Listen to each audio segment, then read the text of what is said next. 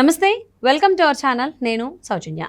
Delhi liquor scam కేసులో ఢిల్లీ ముఖ్యమంత్రి అయినటువంటి అరవింద్ కేజ్రీవాల్ అరెస్ట్ అయిన సంగతి మనందరికీ తెలిసిందే. ఆయన కస్టడీ కూడా పొడిగించారు అని చెప్పేసి వార్తలు వస్తూ ఉన్నాయి.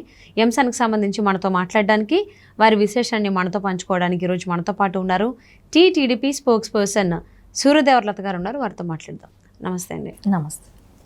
సో ఢిల్లీ లిక్కర్ స్కామ్ కేసులో అరవింద్ కేజ్రీవాల్ అరెస్ట్ అయిన సంగతి మనందరికీ తెలిసిందే. ఆయన అక్కడి నుంచి పరిపాలన కొనసాగిస్తున్నారు. హైకోర్టులో కేజ్రీవాల్కి గుడ్ న్యూస్ వచ్చిందని చెప్పేసి అని అంటున్నారు. సో ఆయన ఒక యాదవ్ అనేటువంటి వ్యక్తి పిటిషన్ కూడా వేయడం జరిగింది. ముఖ్యమంత్రిగా ఈయన రాజీనామా చేయాలి, ఈయన జైలు నుంచి పరిపాలన కొనసాగించకూడదని చెప్పేసి పిటిషన్ వేశారు. సో దానికి సంబంధించి కోర్టు అయితే అది మా వల్ల కాదు అని చెప్పింది. సో దీన్ని ఏ విధంగా చూడాలి ఏంటి అంటారు? ఖచ్చితంగా అయితే దీనికి ఆయనని తీసుకున్న ఫస్ట్ నుంచి, ఆయన కస్టడీలో తీసుకున్న దగ్గర నుంచి కూడా మనం చూస్తే కేజ్రీవాల్ గారు అరెస్ట్ అయ్యి గత 7 రోజులే అవుతుంది, ఒక వారం రోజులే అవుతుంది. సో ఆయన తర్వాత నుంచి అప్పటి నుంచి కూడా ఏం చెప్తున్నారు, నాకు సంబంధం లేదు అంటున్నారు. సిబిఐ వచ్చి 31,000 ఛార్జ్షీట్ ఇది వేసిందంట. ఈడీ 25,000 పేజెస్ ఛార్జ్షీట్ వేసిందంట. 25,000 పేజెస్ ఛార్జ్షీట్ వేసిందంట. ఆయన అంటారు, ఎక్కడా కూడా నాకు దీనిలో ఎక్కడా కూడా నేను దోషి అనేది కానీ, నేను ఎక్కడైనా కానీ సింగిల్ ఎంపీ నేను తీసుకున్నానని కానీ ఎక్కడా కూడా ప్రూవ్ కాలేదు అని అంటున్నారు అరవింద్ కేజ్రీవాల్ గారు. కానీ ఇక్కడ తీరా చూస్తుంటే నిన్న సునీత కేజ్రీవాల్ గారు ఒక ప్రెస్ మీట్ పెట్టి తను ఏం చెప్పారు, రేపు కోర్టులో ఆ డబ్బులు ఎక్కడ ఉంది, ఏం చేశారు అనేది మేము కోర్టులో మొత్తం చెప్తాము అని నిన్న చెప్పటం జరిగింది. ఈరోజు కోర్టుకి అటెండ్ అయినప్పుడు ఆ విషయం చెప్పారా లేదా, అక్కడ దాని గురించి డిస్కషన్ వచ్చిందా లేదా, సో ఎందుకు నిన్న సునీత గారు ఆ మాట అన్నారు, ఈరోజు దాన్ని ఎందుకు రివీల్ చేయలేదు అంటే ఆ డబ్బులు తీసుకున్నట్టే కదా, తీసుకున్నది ఎక్కడ ఉంచారు, అది ఉన్నట్టు కూడా చెప్తున్నారు కదా, అది ఎక్కడుందో కూడా ఉంది అని చెప్తున్నారు సునీత గారు అన్నప్పుడు ఎందుకు ఇద్దరు రకరకాల స్టేట్మెంట్లు ఇస్తున్నారు అనేది ఇక్కడ ఒకటి మనం ఆలోచించాల్సిన విషయం కూడా ఉంది.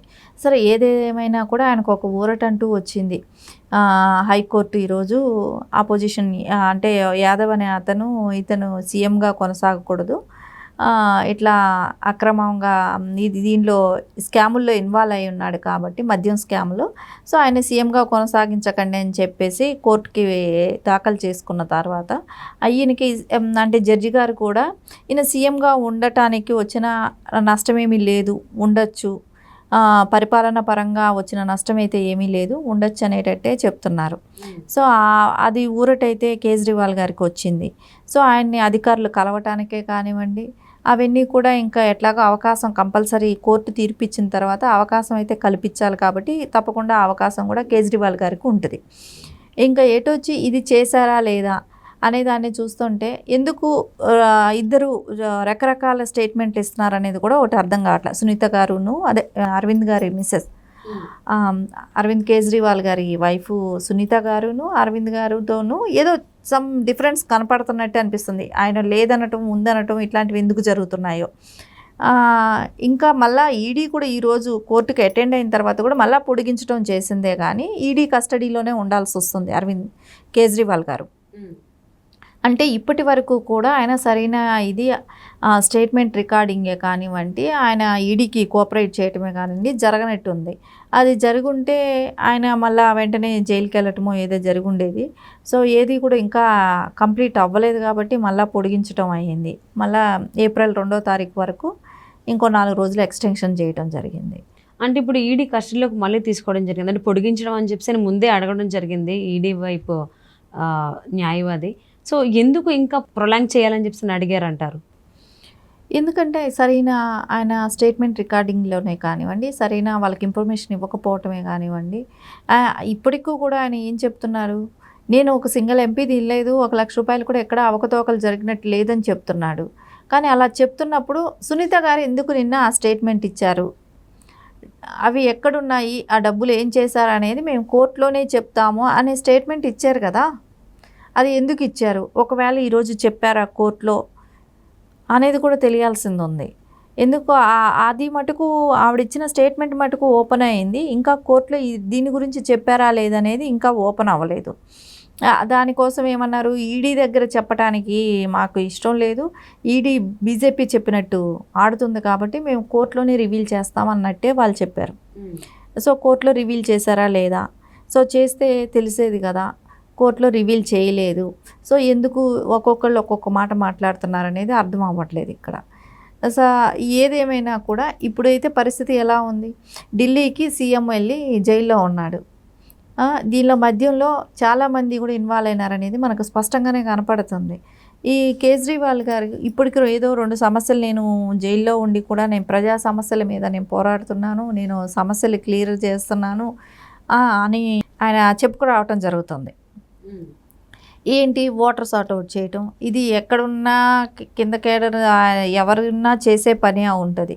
సో ఇవి కాదు కదా, అసలు ఎక్కడ మిస్టేక్ జరిగింది, ఎక్కడ దీనిలో మద్యం కేసులో ఎందుకు ఇరుక్కోవాల్సి వచ్చింది, ఏదో ఒకటి అవకతవకలకి వాళ్ళకి ఛాన్స్ ఇచ్చే అవకాశం ఉంది కదా, నీకేమిటి పక్కాగా వాళ్ళు అన్ని పేజెస్ ఛార్జ్ షీట్ ప్రిపేర్ చేశారు అంటేనే సో ఎక్కడో తేడా ఉందనేది కదా, మీకు మీద ఎందుకు లేదంటే అన్ని పేజెస్ అన్ని వేల పేజెస్లో ఛార్జ్ షీట్లు రికార్డ్ అయినాయి అనేది మనకు తెలుస్తుంది.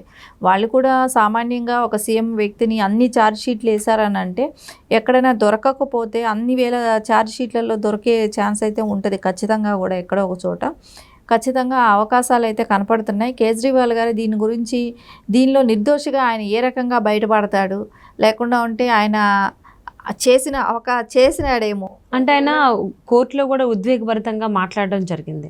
సో నన్ను ఎవరు కూడా అదే ఏ కోర్టు కూడా నన్ను దోషిగా నిరూపించలేదు, సో ఎన్ని వేల ఛార్జ్ షీట్లు వేసినా కానీ అని చెప్పేసి అని అనడం జరిగింది. సో మరి దీన్ని ఏ విధంగా చూడాలి అంట?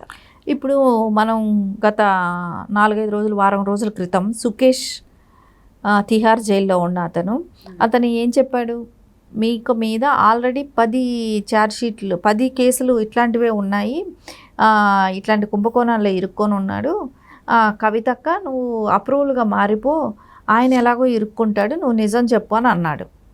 అంటే ఉద్దేశం ఏంటి, వీళ్ళందరూ ఆ సుకేష్ లాంటి వాళ్ళతో అందరూ కలిసి పనిచేసిన వాళ్ళే కదా, ఆ సుకేష్ ఈరోజు అన్నీ బయట పెడుతున్నాడు కదా, నేను అప్రూవల్గా మారిపోయాను, నేను అన్నీ చెప్తానని కూడా చెప్తున్నాడు. అంటే దానిలో కేజ్రీవాల్ గారి ఇన్వాల్వ్మెంట్ ఉంది కదా, సుకేష్తో ఈయనకేమి సంబంధం, కేజ్రీవాల్ గారికి సుకేష్కి ఏం సంబంధం అనేది చూస్తుంటే వాళ్ళతో ఇద్దరికి సంబంధం ఉండబట్టే అతను ఓపెన్గా చెప్తున్నాడు, ఓపెన్ స్టేట్మెంట్ ఇస్తున్నాడు, ఓపెన్గా బహిరంగంగా లేఖ కూడా రాశాడు ఆయన. సో మనకు ఖచ్చితంగా అనిపిస్తుంది సుకేష్కి అరవింద్ కేజ్రీవాల్ గారికి ఖచ్చితంగా ఏదో సంబంధం ఉంది.